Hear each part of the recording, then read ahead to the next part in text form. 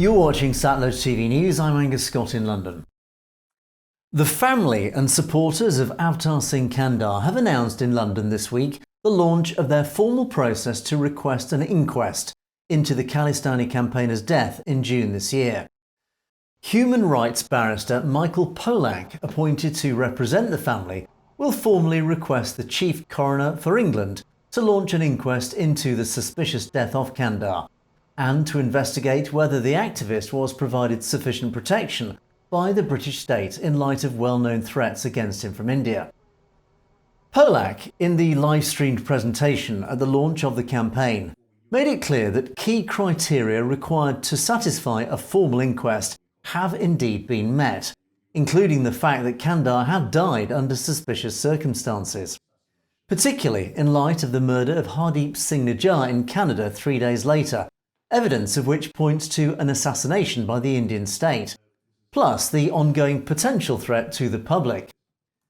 The original coroner's report had not raised any concerns over Khanda's death, who, according to official medical reports, died of leukemia, prompting West Midlands Police to later confirm that they had undertaken a thorough review of Khanda's death and then concluded that there had been no suspicious circumstances.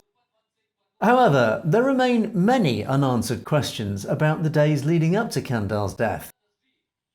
Despite requesting medical records to support his unexpected diagnosis and, of course, his sudden death, these have been withheld. The Home Office also denied an entry visa to Khanda's mother to attend his funeral, who herself is convinced Khanda was poisoned, all adding to further questions over the context of his death. The family's barrister has confirmed he will request the appointment of a High Court judge to preside over the inquest, an important step which would allow evidence from the intelligence services to be heard in camera, that is, in secret, which would otherwise not be possible under a coroner where all proceedings must be made public. In light of the murder of Khanda in Canada, where key evidence resides with the various intelligence services of the US, the UK and Canada, the appointment of a judge would then allow activities of Indian NIA agents operating in the UK to be revealed into the inquest. The family face an uphill fight against the British government, who are currently trying to tie up a post-Brexit trade deal with India, and as such will be unwilling to upset the Indian government. However, should an inquest be granted and intelligence of Indian involvement in Khanda's death be uncovered, this will place British Prime Minister Sunak, himself a Hindu, in a very uncomfortable position.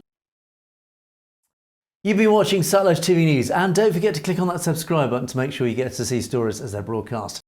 And of course, if you have any comments or opinions on any of our news stories, you can comment below, or indeed drop us a direct message at message@satlujtv.com. We would love to hear from you. In the meantime, thanks for watching. For Satluj TV News, I'm Angus Scott.